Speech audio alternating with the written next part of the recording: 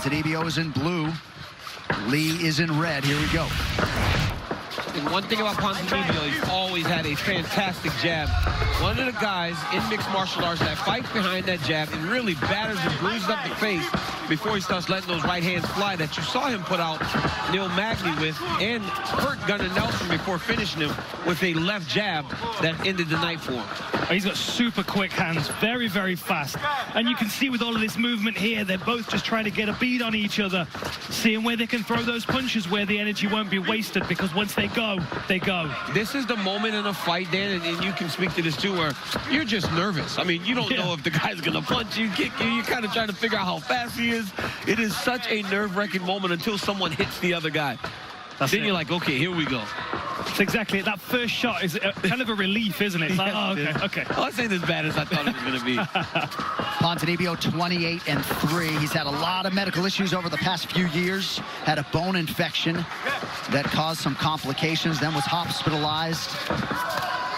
The Leach has got some thighs on him as well. He does. Lee, sorry, DC. Carol. Lee just landed a beautiful little check left hook there when Ponzinibbio tried to throw a right hand. The thing that makes the Leach dangerous is that he doesn't mind taking a shot to land one.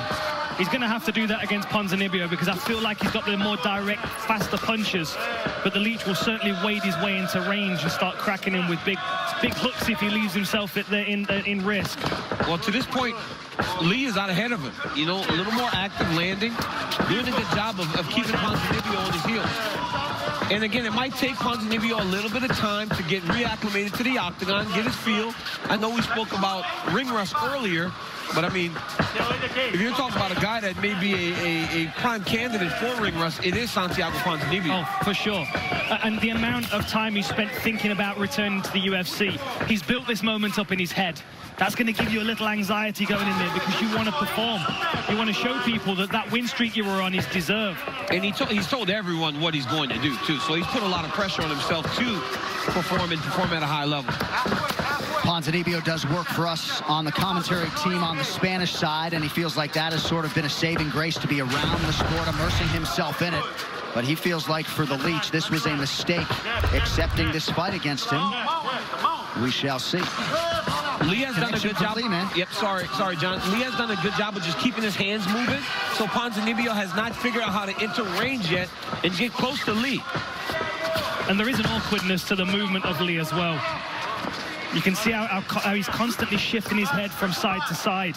And someone with straight punches like Ponzinibbio, they need to be on target, otherwise they're going to miss. That's why he's waiting and he's biding his time. Perhaps the Leach will slow down a little.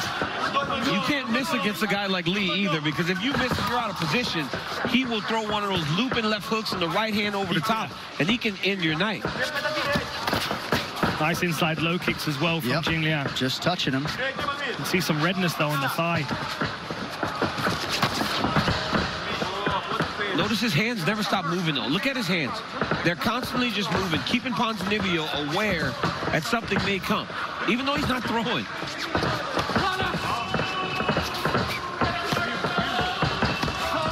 That was a good check on that low kick. It's going to give you a lump on your shin. Strong start for Lee after that fight against Neil Magny back in March, DC, that he told you was the worst effort he had thrown out there in the UFC. Yeah, absolutely. He said he did not fight to his potential. You know, he underestimated the amount of time he needed to be in Vegas. He had to fly to Thailand before going to Vegas. Remember that the travel into Vegas for a lot of these international fighters can be very difficult, and Lee thought that played a part in him fighting the fight that he had against Neil Magny. I believe that Neil Magny's just that tough. Yeah. You know, and there's no shame in losing to Neil Magny. Hey, you can't miss. You can't miss. Can't miss with the Leach. You can't miss. You can't miss with the Leach. He will throw the right hand, the looping left hook. You can't miss against this guy. And look at what happened when Ponzinibbio entered and he missed, John.